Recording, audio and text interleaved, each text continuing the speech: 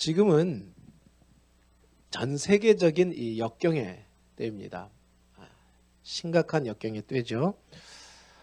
근데 사람이 역경을 만나면은 흔히 세 가지로 반응이 나온다고 합니다. 세 종류의 사람이 있습니다. 또 세 가지 반응을 우리가 살면서 하게 됩니다. 첫 번째는 포기자입니다. 포기하는 사람. 영어로 보면 퀴터, 그만두는 사람. 뭐 어떻게 저걸 우리가 할 수 있겠어? 우리가 뭘 할 수 있겠어? 뭐 힘들게 애써서 뭐하러 그렇게 사나? 난 못한다, 난 안 한다. 뭐 이런 생각을 하는 사람들, 또 그런 때가 있죠. 두 번째 형태는 뭐냐면은 순응자가 있어요. 순응하는 사람들. 그래서 이제 캠퍼다. 캠프를 한다는 말은 이제 텐트 치고 그리고 현재 그 현상 유지한다는 거죠. 낭만스럽게 살겠다 나는. 뭐 세상 가는 대로 가라. 난 상관하지 않는다. 이런 사람이죠. 세 번째 이제 반응을 보이는 사람이 있는데 이 사람은 도전자입니다. 그래서 이제 클라임버다. 산을 기어오르는, 절벽을 기어오르는 등산가일 뿐만 아니라 역경을 극복하는 사람이고 돌파하는 사람이죠. 오늘 성경에 말씀 나온 다니엘이 그런 사람입니다. 연어처럼 물살을 막 거슬러 올라갑니다. 그리고 폭포가 있어도 몇 번이고 물을 타고 올라가서 결국 폭포도 올라갑니다. 정상까지 기어 올라가죠. 기어 올라가서 일단 그렇게 정상에 다다르면 내려가는 길은 쉬운 거예요. 올라갈 때가 어려운 거지. 그 다음부터는 식은 죽 먹기로 풀리는 거예요. 일이. 정상에 올라갈 때까지 도전하는 사람들이죠. 그래서 이런 사람들은 역경을 오히려 어려운 일이 만나면 이걸 기회로 만드는 사람입니다. 그러니까 난세에 영웅이 난다고 이런 것을 기회로 만들고, 그리고 이런 사람들이 새로운 역사를 만들고 새로운 패러다임을 만듭니다. 새로운 뭔가를 창조해내는 사람들입니다. 그래서 역경의 때에 별과 같은 사람이 되고 신앙으로 말하면은 고결한 신앙의 빛을 나타내는 사람들이 되는 겁니다. 역경의 때. 신앙은 진짜 역경의 때의 그 진가를 발휘하는.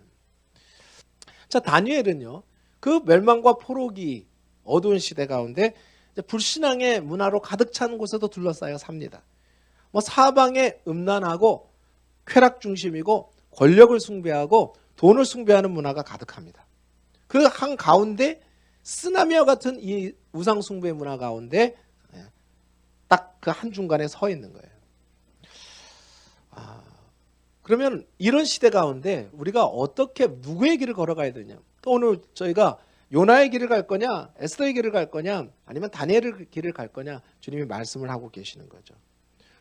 도대체 우리가 어떻게 살아야 하고 무엇이 정말 참된 평강의 길이고 사랑의 길인지 주님이 말씀하죠.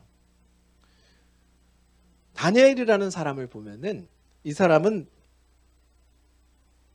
요나처럼 교만하거나 불친절한 사람도 아니고 에스더처럼 수줍거나 순응하면서 살아가는 사람도 아닙니다. 단순하지만 분명하고 조용하지만 빈틈없이 신중하게 하나님의 길을 꼿꼿이 걸어가는 사람이 다니엘이죠. 이 다니엘의 길은 이 멸망과 포로기 가운데 있었는데 그가 잡혀갈 때 10대 소년입니다. 그리고 다니엘서 처음에 보면 뭐 부모의 이름도 없고 친척의 이름도 없고 아무 사람의 이름도 없어요. 그냥 번쩍 다니엘이라는 친구가 나오고, 그리고 친구들, 다니엘의 네 친구가 이제 세 친구가 나오는 거죠. 그런데 희한한 건 뭐냐면 이 포로되고 멸망기에 식민지화된 사방의 세상 문화가 압도하는, 그런 음란 문화가 압도하는 시대 가운데 이상한 명령 하나가 내려져요. 포로로 잡혀간, 겨우 생명무지하고 이제 포로로 잡혀간. 근데 왕이 아주 엉뚱하고 희한한 명령을 내립니다. 3절부터 우리가 보면 3절 말씀 보면 이렇게 됩니다. 왕이 환관장 아스부나스에게 말하여 이스라엘 자손 중에서 왕족과 귀족 몇 사람 곧 흠이 없고 용모가 아름다우며 모든 지혜를 통찰하며 지식에 통달하며 학문에 익숙하여 왕궁에 설 만한 소년을 데려오게 하였다. 이스라엘 자손 중에서 뽑아가지고, 특별히 이스라엘을 아주 포악하게 멸망시켰거든요. 잔혹하게 멸망시켰거든요. 유대인을 싫어해서. 그냥 갑자기 이 왕이 왜 이런 짓을 했는지 모르겠어요. 이스라엘 자손 중에서 왕궁에 설 만한 사람들 몇을 지정해서 그들의 학문과 언어를 가르치게 하였고, 또 5절 말씀을 보면 왕이 지정해서 그들에게 왕의 음식과 그가 마시는 포도주에서 날마다 쓸 것을 주어서 3년을 기르게 합니다. 자기 옆에 두려고. 이 포로 되었고 어찌 보면 고아가 된 사람이죠. 부모와 형제들을 다 떠나서 이제 고아처럼 이방 땅에 떨어진 사람인데, 아이고 천운이 내렸어요. 천운이. 그래가지고 출세가도가 열렸습니다. 살 길이 열렸어요. 그런데 거기서 이제 바벨론식으로 창시개명을 시킵니다. 그리고 그 다니엘의 이름을 뭐라고 했냐면 벨드사살이라고 했어요. 벨드사살. 이 벨드사살이란 말은 그 뜻이 무엇이냐면 벨이 너를 보호한다. 벨리알이 너를 보호한다 이 말입니다. 이 벨이라는 것은 그 당시에 바벨론의 최고의 신이었던 말뚝신이라는 게 있습니다. 말뚝이. 이 말뚝신이 너를 보호한다 그 말입니다. 다니엘의 본래 이름의 뜻은 무엇입니까? 다니엘의 그 이름 뜻은 하나님은 심판자이시다. 하나님이 심판하신다. 그런 말인데 역으로 이름을 다니엘의 이름을 거꾸로 뒤집어 버려서 이름을 그냥 지은 게 아니에요. 하나님이 너를 심판하는 게 아니야. 하나님 뭔 심판을 해? 너는 우리한테 까부러진 민족이야. 너희 신이 너를 버렸어. 우리 신에게 당했어. 하나님이 너를 심판하는 게, 우리를 심판하는 게 아니라 벨이 너를 보호하고 있는 거야 지금. 왕이 너를 지금, 벨이 너를 특별히 택했다 이 말입니다. 벨이, 말뚝이가. 지금 그렇게 이름을 지은 거예요. 자, 왕의 환관장이 왜 다니엘에게 이런 이름을 져줬을까요? 왜 이런 이름을 져줬을까요? 자, 그 이유가 있어요. 6절 말씀을 보면, 6절 말씀을 보겠습니다. 다 같이 한번 읽어볼까요? 그들 가운데는 유다 자손 곧 다니엘과 하나냐와 미사랴와 아사랴가 있었더니 환관장이 그들의 이름을 고쳐 다니엘은 벨드사살이라 하고 하나냐는 사드락이라 하고 미사엘은 메삭이라 하고 아사랴는 아벳느고라 하였더라. 자, 여기 나오는 단어 중에 중요한 건 뭐냐면 다니엘은 벨드사살이라 하고 라는 단어예요. 이 하고, 하나는 사드락이라 하고, 중요한 단어가 하고라는 단어입니다. 미사엘은 메삭이라 하고 아사랴는 아벳느고라 하였더라. 하고 하였더라. 자, 이게 우리말로는 그냥 하였더라 하고라고 번역이 됐지만 이 하고란 단어가 8절에서 똑같이 나옵니다. 8절에서 똑같이 나와요. 자, 8절 말씀 보겠습니다. 8절 말씀 다 같이 읽어봅니다. 다니엘은 뜻을 정하여 왕의 음식과 그가 마시는 포도주로 자기를 더럽히지 아니하리라 하고 자기를 더럽히지 아니하도록 환관장에게 구하니. 자, 여기서 이 하고란 단어가 무슨 단어냐면 히브리 원어로 숨이라는 단어입니다. 우리가 숨 쉬다 할 때 숨, 그 단어예요. 숨이라는 이 이스라엘 히브리 말인데 이 숨이란 단어의 뜻이 뭐냐면 이 8절에 나오는 뜻을 정했다는 단어입니다. 뜻을 정했다. 자, 이 뜻을 정했다는 말은 뭐냐면 작심했다는 뜻이에요. 작심하고 이렇게 했다는 거예요. 생각을 많이 하고 작심하고. 다니엘도 기도 많이 하고 생각 많이 하고 하나님의 응답 받고 작심하고 이렇게 한 거고, 이 환관장도 왕의 책사도 작심하고 영적 전쟁을 벌이고 있는 거예요. 지금 이게 그냥 싸움이 아니에요. 영적 싸움입니다. 작심, 양쪽에서 작심을 한 거예요. 이게 무슨 말인가? 그러니까 7절을 번역하면, 7절 아까 번역을 하면 이렇게 내용이 되는 거예요. 환관장이 작심하고 다니엘을 벨드사살이라고 했고, 똑같은 단어가 이렇게 나오는 거예요. 정확하게 번역하면 작심하고 사드락이라고 했고, 작심하고 메삭이라고 지었고, 작심하고 아벳느고라 이름을 지은 겁니다. 그냥 지은 이름이 아니에요. 자, 나머지 세 친구의 이름은 찾아보세요. 왜 그렇게 지었는가? 이게 이방신의 이름으로 다시 개명을 한 거예요. 여호와의 신앙의 이름을 이방신으로 다 개명을 해버린 겁니다. 자, 그러면 이 환관장이 왜 작심을 했을까요? 왜 작심하고 이런 일을 했을까요? 뭐 다른 이름을 지어줄 수도 있고요. 다니엘서를 보면 다니엘이라는 이름이 이제 12장까지 한 64번 정도 나와요. 그런데 중간중간 이제 벨드사살이라는 이름이 나오는 한 10번 정도 나옵니다. 두 가지를 같이 씁니다. 다니엘은 난 다니엘이다 이 말을 더 중요한 쓰는 거고, 이방 신의 사람들은 자꾸 넌 벨드사살이야, 넌 벨드사살이야 이렇게 말하고 있는 거죠. 자, 이런 상황 속에서 왜 환관장이 그럼 작심하고 이렇게 했는가? 오늘 말씀의 배경을 가만히 좀 생각을 해보면 얘들이 좀 남다르거든. 예의도 바르고 충성스럽고 모든 면에 달라요. 사람들이 정말 아끼고 싶은 사람들입니다. 아까운 애들이에요. 포로지만 아까운 애들이에요. 얼굴을 봐도 남다르고. 그러니까 여기는 너네 그렇게 살면 안 돼. 너네 살 길 찾아. 너네 주제를 알아라. 식민지 국가야. 네 처지를 좀 알아라. 그리고 작심하고 이렇게 말하는 거죠. 너희를 망하게 한 그 신이 아니라 너희를 정복한 우리 신, 내가 믿는 신을 믿는 충성인으로 내가 너희들을 한번 개종시켜 보겠다는 겁니다. 근데 이게 막 셀이 까는 게 아니고 너무 사랑하기 때문에, 아끼기 때문에 얘네들을 좀 키워서 그리고 얘네들을 좀 앞길을 열어주려고. 너 세상 물정 몰라. 바벨론의 시대야.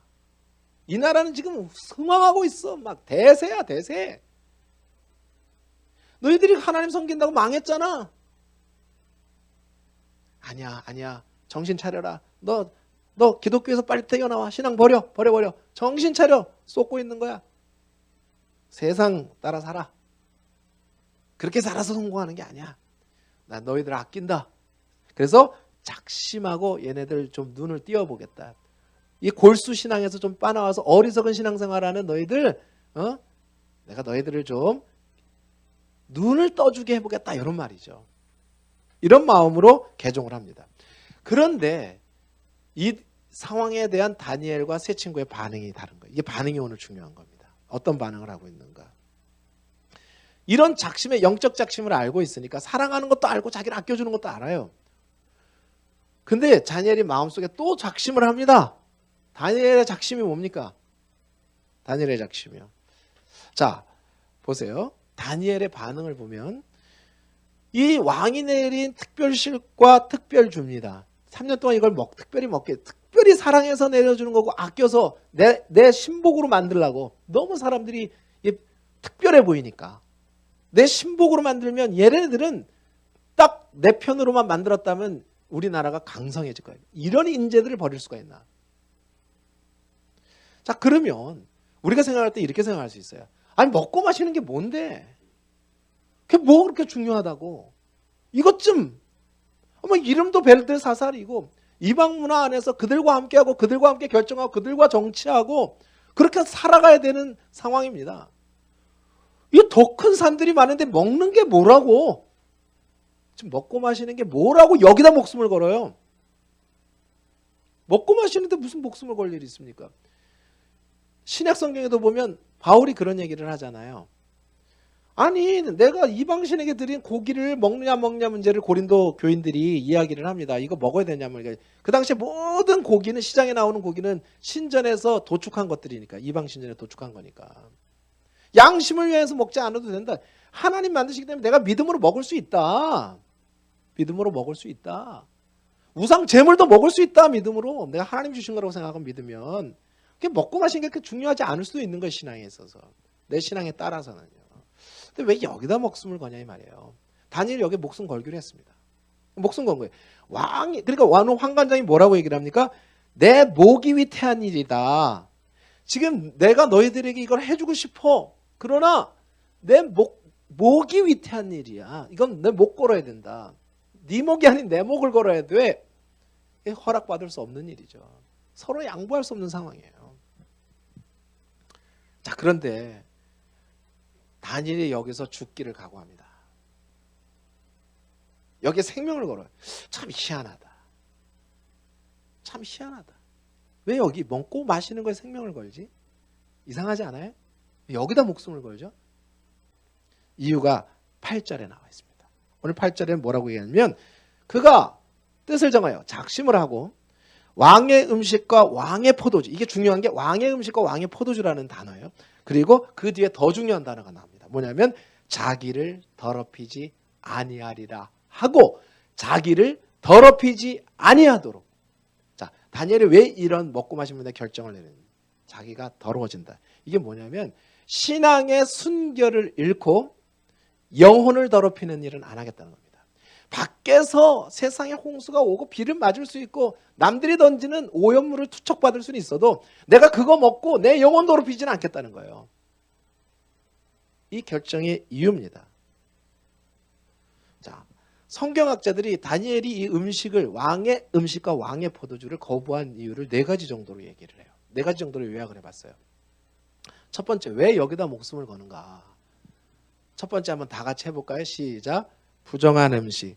자, 이 왕의 신전에서 드려진 음식은 하나님이 레위기에 보면은 먹지 말라고 하는 부정한 짐승들, 부정한 음식, 이 하나님이 만드신 성경의 법, 율법의 거룩한 음식이 아닌 부정한 음식들이 대다수 섞여 있는 거예요. 부정한 고기들이 있는 거예요. 그러니까 하나님이 좋아하시지 않는 것들이 있는 거죠. 자, 두 번째 이유는 이 바벨론 왕궁에서 나오는 고기와 이 특별식들은, 특별히 육류들은 성경의 도살법대로 되지 않고 그냥 아무렇게나 부정하게 도살된 것들입니다. 그 과정을 깨끗하게 만드는 것들이 아니에요. 레위기에는 가축을 이렇게 도살하는 법, 하나님이 고기를 허락하시지만은 특히 돼지고기 같은 건 못 먹게 만드셨고, 그다음에 타조고기 뭐 이런 거 못 먹게 하셨고, 그리고 이거를 도살을 할 때라도 하나님께서 건강과 신앙에 맞도록, 이 정서에 맞도록 정결한 도살법을 사용하게 만들었어요. 특히 피를 완전히 제거합니다. 피를 완전히 빼버려야 돼. 피를 먹으면 안 돼. 가장 핵심이 이제 피를 완전히 깨끗하게 적용하는 거죠. 부정한 도살법으로 된 것들이에요. 자, 세 번째는요. 이것이 우상숭배 행위와 같았기 때문에 그래요. 이유는 뭐냐면은 그 당시에 모든 들여다던 포도주와 이 고기들은 왕이 신전에서 자기 신에게 바쳐야 됐습니다. 그러니까 이 모든 것이 우리가 하나님께로 왔습니다라는 것처럼 이 모든 풍성하고 좋은 것들이 우리 신이 주신 겁니다 하고 그 신에게 바쳤어요. 그러니까 모든 것이 다 신에게 바친다는 의미로 제사 음식입니다. 쉽게 말하면. 제사 음식을 먹고 안 먹고의 문제가 아니라 제사 음식이었단 말이죠. 그러니까 이게 다른 사람들이 보기에 이거를 먹으면 내가 배교하는 하나님의 명예를 더럽히는, 다른 사람들이 오해할 수 있는 거예요. 아, 저 사람 저거 먹네, 신전의 음식 먹네. 그러니까 배교했나 보다. 저 사람 자기 신앙 버렸나 보다. 어떻게 신앙생활을 저렇게 하지? 우리도 저렇게 해도 되나 보다. 이렇게 된 거예요. 자, 네 번째는요. 이게 경건과 절제 원리에 맞지 않는 거예요. 먹고 마심의 시험이었다는 거예요. 예수님께서 3가지 시험을 당하실 때, 겪으실 때 광야에서 마지막 40일 후에 첫 번째 시험이 뭐냐면은 돌로 떡을 만들어 먹으라. 너 40일 굶었으니까 배고프니까 돌로 떡을 만들어라. 이런 거였잖아요. 먹고 마시는 시험이었습니다. 어떻게 보면 우리 신앙의 시작의 시험이 먹고 마시는 데부터 옵니다. 아무것도 아닌 게 아니에요. 그러니까 먹고 마시는 게 우리 경건과 절제에 있어서 아무것도 아닌 것이 아니라 어떻게 먹고 어떻게 마시느냐가 너무나 중요한 겁니다. 이 몸과 영혼이 분리되지 않아요. 몸은 더러운데 영혼이 깨끗하다? 영혼만 깨끗하다? 불가능합니다. 몸을 제어하지 못하는 사람, 자기 몸을 절제하지 못하고 자기 몸을 다스리지 못하는 사람이 자기 마음과 영혼을 다스릴 수 있다? 어불성설입니다. 자기 관리도. 술을 먹으면요, 일단은 감각의 혼란이 오잖아요. 좀 많이 먹으면은. 그리고 식욕을 방종하면 판단력이 해집니다. 사람이 비만해지면은 판단력이 해지고 게을러져요. 몸이 무거워지니까 운동 안 하면. 그리고 술 먹고 이게 먹는 거 관리 안 하면은 분별력을 잃고 또 이 먹고 마시는 게 교제권이거든요. 사실 먹고 마시는 사람들이 가족 같은 사람들 아닙니까? 아무나 밥 먹고 싶은 거 안 하거든요. 진짜 밥을 같이 먹을 수 있는 사람들은 교제하는 사람들이고 마음을 터는 사람들이에요. 그러니까 이게 먹고 마시는 게 교제권과 연결이 되어 있습니다. 내가 누구와 어떻게 어느 깊이까지 들어가느냐. 먹고 마시는 게. 우리가 식용으로 먹는 술, 식용으로 먹는 뭐 이런 문제들을 건전한 약용으로 쓰는 것과는 좀 다른 문제죠.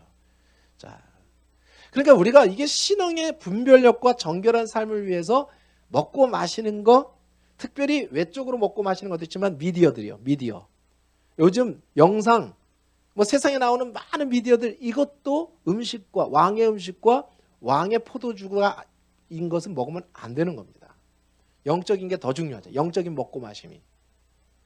자, 그러니까 그래서 여기에다 지금 생명을 걸고 있는 거예요. 왜? 이 문을 열었다가는 이 모든 여러 가지 네 가지 이유를 생각해 보니까 이것은 하나님의 명예의 이름에 불명예스러운 거거든.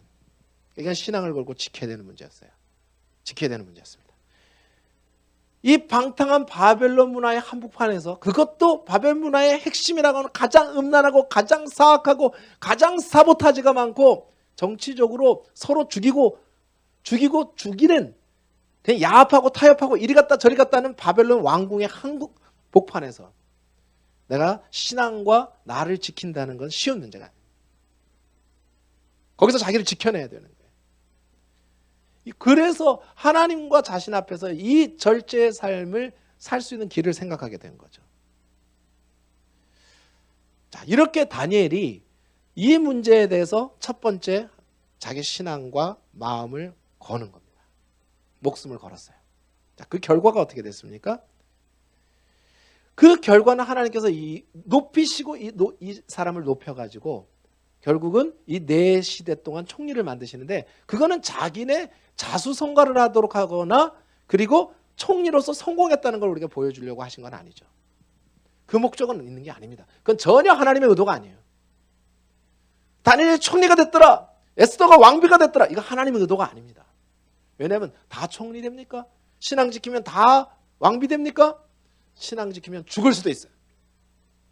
신앙 지키다가 죽을 수도 있고 가난해질 수도 있고요, 찢어지게 가난할 수도 있습니다. 진짜 신앙이라는 거는 이게 이러든 저러든 우리 신앙을 지키는 게 중요한 거지. 내가 하나님이 나를 환난의 때에 부르시고 고난의 때를 걸어가게 하시면 고난을 가야 되는 거고, 하나님이 나를 승리하고 성공의 길로 이끄시면 성공의 길로 가야 돼. 그 성공과 실패라는 거 세상적인 건 중요한 게 아니에요. 내가 어느 길에 어떠한 부름을 받았느냐가 중요한 거죠. 어느 길에 어떠한 부름을 받았느냐가 중요한 거 아니겠습니까? 그래서 하나님께서 왜 다니엘을 그럼 총리로 만드시죠? 바벨론 총리가 된 것은 부업입니다. 그게 본업이 아니에요. 하나님의 목적이 아니에요. 하나님의 목적은 어디 있었냐면 그 포로대가 된 식민지가 된 나라에 끌려온 그 백성들입니다. 하나님의 백성들. 그러니까 다니엘이 총리가 돼야만 하나님의 백성을 지킬 수 있기 때문이에요. 하나님 나라를 위한 게 본업이었고, 거기 가서 정치적인 건 의논하고 그들과 함께하는 것이 본업이 아니었다고요. 그건 부업이었다고요. 하나님의 의도는 그가 총리의 자리에 있으므로 포로로 끌려온 하나님의 백성들과 하나님 나라를 지키게 하신 거예요. 그 목적이 있었던 겁니다. 그것을 다니엘은 명확하게 알고 있었어요. 왜 하나님이 자기를 성공시켰는지, 왜 하나님이 왕궁에다 자기를 부르다가 끌어다 놨는지, 왜 왕의 총애를 받게 하시는지, 왜 자기에게 10배의 지혜를 주셨는지, 총명을 주셨는지, 왜 하나님 말씀을 깨닫게 하시는지 다니엘은 그걸 명백하게 알고 있었어요. 느부갓네살의 호의로 자기가 총리가 된 게 아니고 하나님께서 총리가 되게 하셨다는 걸 깨달은 겁니다. 환관장이 나에게 호의를 베푸고 있는 게 아니고 하나님께서 호의를 베풀고 계신다는 걸 알았던 거예요.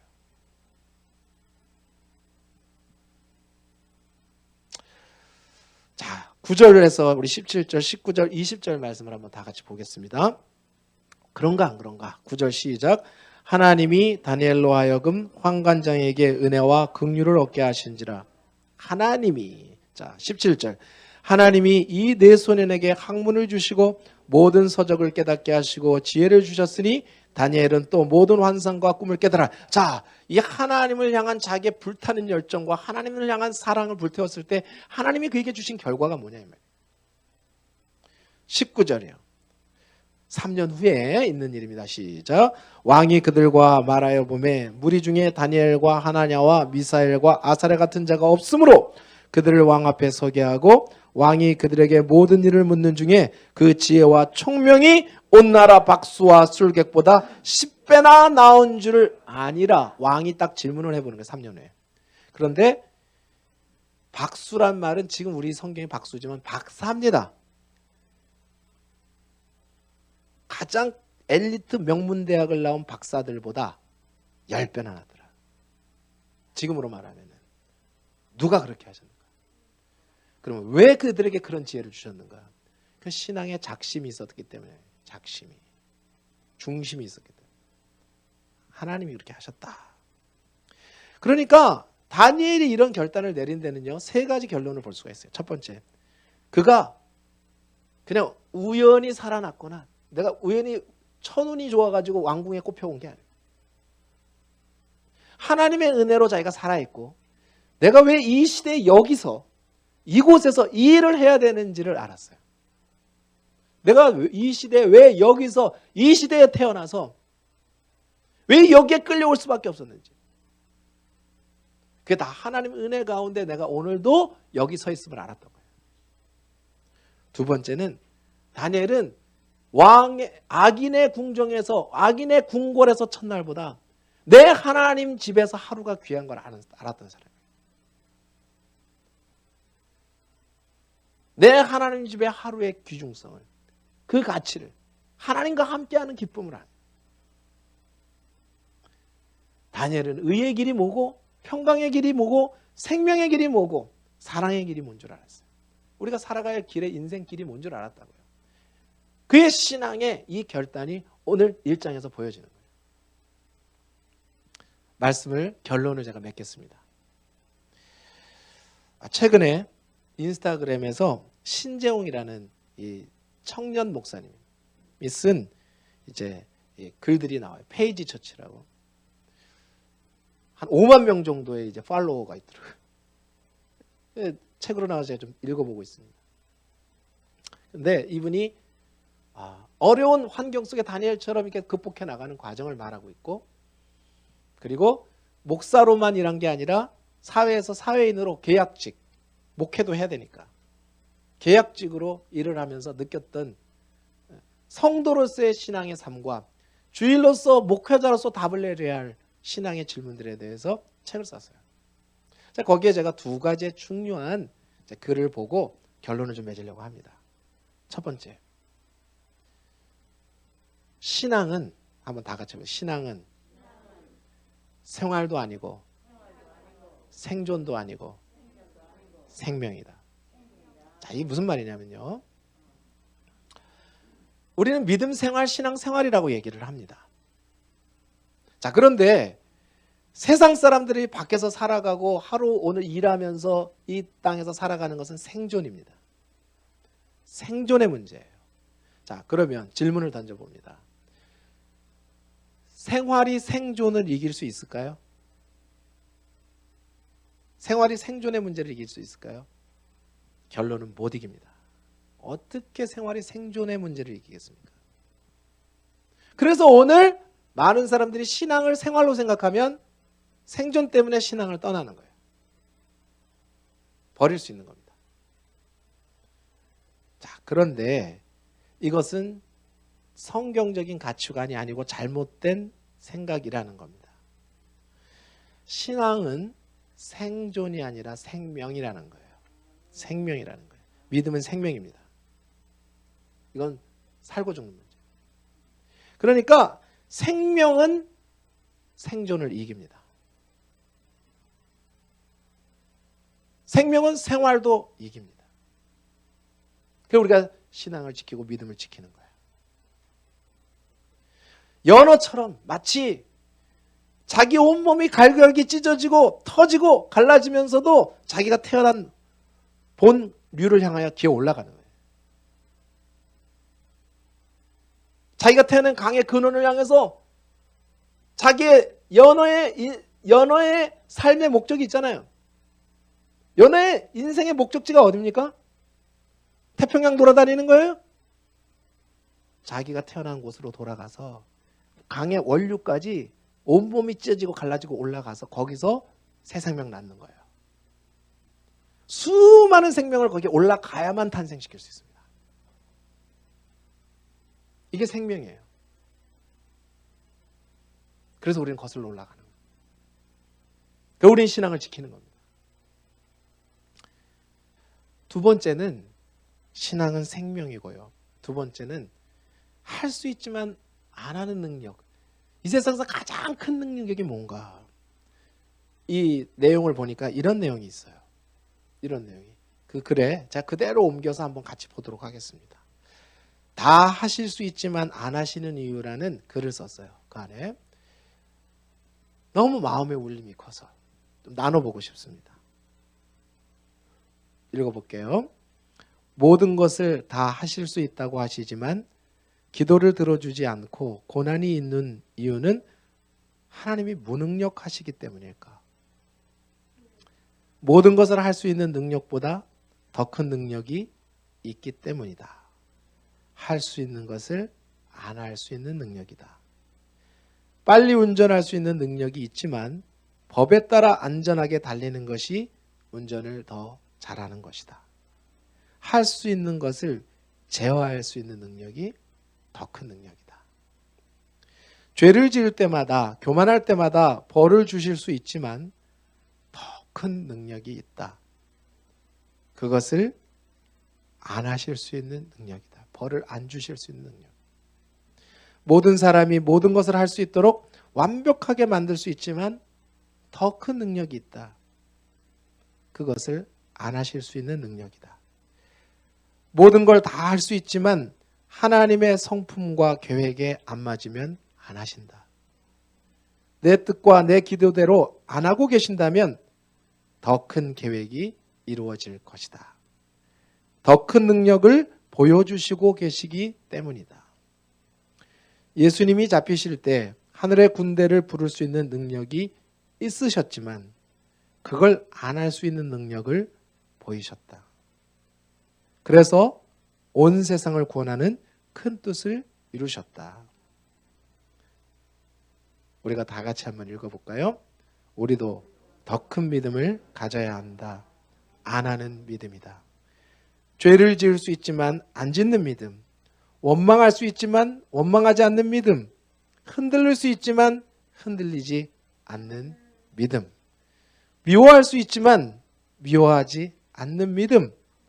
내 뜻대로 하고 싶지만 하나님 뜻대로 하는 믿음. 이것도 한번 다 같이 읽어봐요. 시작. 안 하시는 큰 능력은 안 하는 큰 믿음으로 경험할 수 있다. 하나님은요, 우리를 일꾼으로, 천사가 아니기 때문에 일꾼으로 부르신 것이 아니라 하나님은 우리를 순결한 연인으로 부르셨어요. 연인으로 부르셨어요. 우리가 이 시대에 하나님의 나라를 기다리고 하나님의 나라의 천국잔치, 결혼식을 기다리는 순결한 하나님의 신부로서의 그걸 기다리고 갖고 가는 삶을 우리에게 기대하시는 줄 믿습니다. 그게 다니엘의 길이죠. 하나님은 과거 묻지 않으셔.